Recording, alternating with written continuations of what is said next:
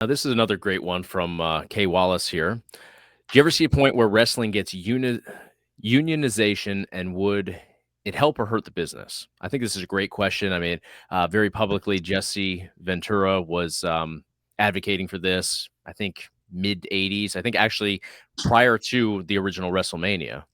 So, I mean, this goes back a long time. And in 2024, there's no union for professional wrestlers of any kind still. It's a great question. Fantastic question. Um,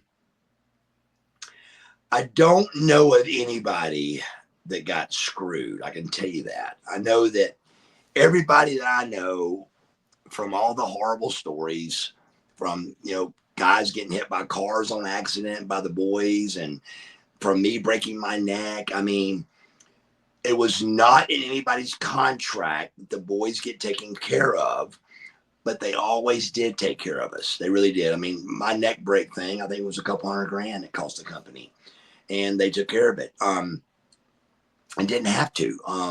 So there's a rumor that went around like only the top guys got taken care of and all that, but that really wasn't true. I know of a lot of guys that got big payoffs from racial things that they got paid off on, to injuries that they got paid off on. Anytime you deal with a major company like that, you're going to have trash come in and have some things happen to where there was some payouts and stuff with HR. But overall, it was known, and I got a great answer for this. It was known that we didn't have any kind of union of any sort, and the answer is really simply simple. It's a simple answer why. In the NFL, there is 30 something football teams, and there is thousands of stars making thousands of dollars. In pro wrestling, there's two companies, or was, with minimal big money making stars. Right. So you'd have to get together with the minimal stars and say, hey guys, we know you're doing well, but don't you want to help get a union? Well, they're getting paid, so why would they want to rock the boat? And I wouldn't expect them to rock the boat. You got to have more top guys making top money to almost do a strike type thing and say, hey, right. Yeah, that's what it would take. We need a union, and we're going to strike until we do. And the NFL, if the NFL did that, it would, of course, they would have to do it. The problem with it not going to happen in wrestling is there's not enough people making that big dollar amount. Right. So it makes perfect sense. I mean, what's Roman Reigns? I think we figured out was at like $5 million salary right now. So right. With what you're saying, I mean, why would he would be the person? He's the Hulk Hogan of today, right? He's the top guy in WWE. Right. He would have to step forward with the other guys and say, "Hey, we're not doing this until these guys that are making, a tenth of what I'm making, are treated fairly." Yeah, I could see how that would be an issue. And so, like, clearly always has been. Kevin Nash is a big advocate of this, and he was always wanting to do. As a matter of fact, we had a meeting. Eric Bischoff, Kevin Nash, Lex Luger, maybe even Sting, I'm not sure. They came to my house during WCW, my big home, nice big home that WCW built. Everybody came there to talk about this right here.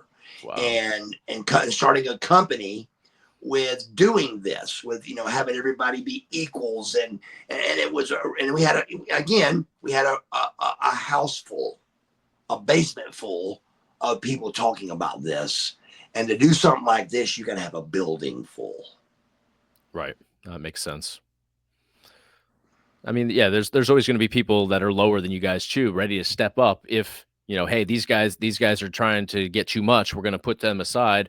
All those guys down low are going to get raised up, and I'm sure that they're willing to take that step upwards. So right, you're going to have a let's just call it a truckload.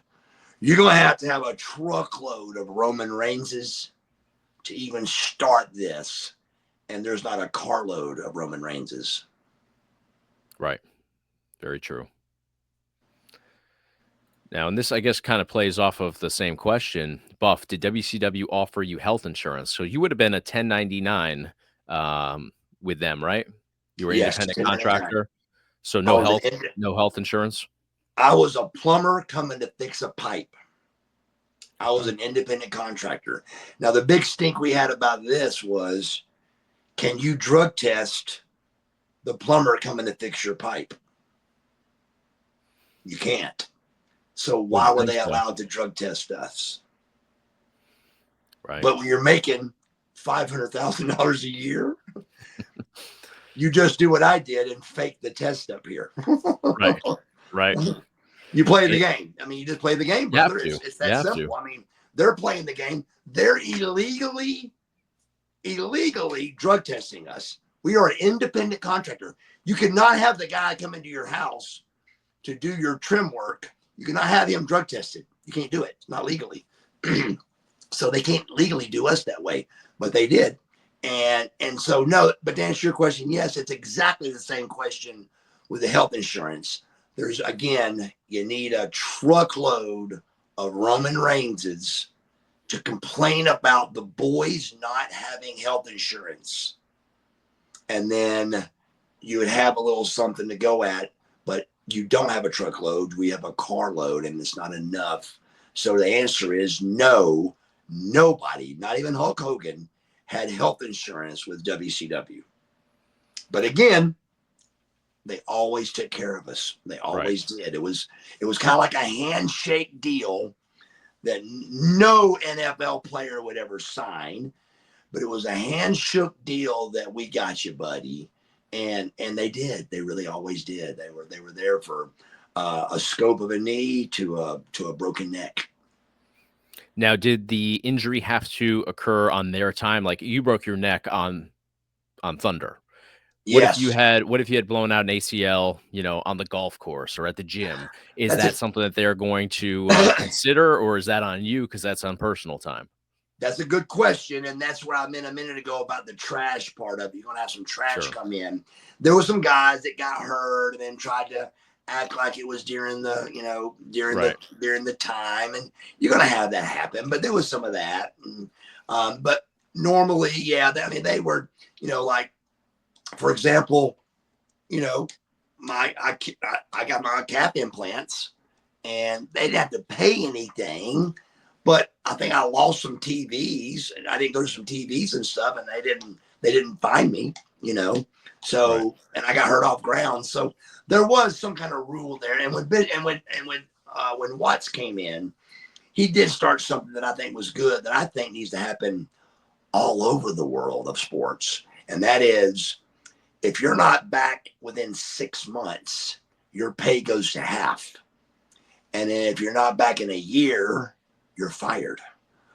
Some kind of regiment like that with these guys that are making $50 million a year to play ball and they're sitting on the bench.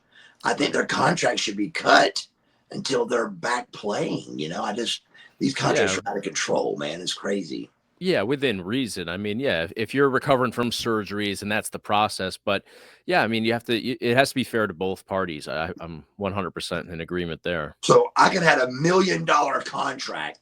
And if I did something to injure myself in the ring or out, your pay got cut in half if you wasn't back in 3 or 6. I think it was 3 months.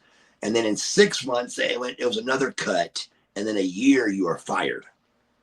Wow. So now during the broken neck, they paid for surgery and rehabilitation and all that. Were you paid your, regular biweekly paycheck during that recovery time? Yes. And if you Wow. remember, I signed I my remember you signed the deal. Yeah. I signed my big deal at that in the hospital. I mean, Eric Bischoff could have said, Mark, I'm really sorry. But I mean, let me tell you what he should have said. He should have said, Mark, um, let's see how this thing comes out first. And then we Right. can talk about your contract. And I would have understood. I would It's have business. understood Yeah. because there's a lot of guys that wouldn't have worked as hard as I did. I was back in the ring with a broken neck in 10 months, brother. Um, so if I was under contract, I would have lost half pay for a couple of months, and then I wouldn't have lost my job because I was back in 10. And really now thinking about it, I was back on TV in 3. So I wouldn't have lost a dime. I was back on TV as Buck Bagwell with jeans and shredded with Scott Steiner in 3 months. So I wouldn't have lost a dime. But with me, and again, I would have understood if Eric would have said that. I'd have been upset, but I wouldn't have been mad. I would have understood. I didn't sign my contract. I went to Japan. I was supposed to sign it, and we were going to do it, and Eric didn't have time. That's another reason why he probably did what he did, but he didn't have to. And I would have understood if he would have said, hey, brother, let's wait and see what the doctor says here, and let's make sure you're going to be okay. But instead, he said, no matter what, you can do something for us. And I know you can fit in somewhere and be Marcus Bagwell for us. So, we're good. I'll send you the contract and you can sign it in your hospital bed. And by God, I did.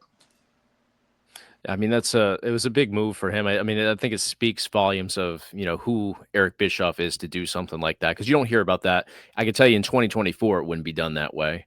I No, don't think it's ever been done that way in the WWE. So no. I mean, the stories I hear, and like I said, I would have understood even if Eric would. I wouldn't have got mad. How do you get mad that you break your neck? The company's paying for it, and they're going to allow you to see if you're okay to come back or not. I'd right. have been like, yeah, I got you, totally got you. But instead, he said, I think he was a little bit guilty of, I didn't get that contract in before Japan, but Right. still legally, my contract was up, and he could have said, brother, let's wait, see how you're doing. And then before we sign this, $1.5 million deal,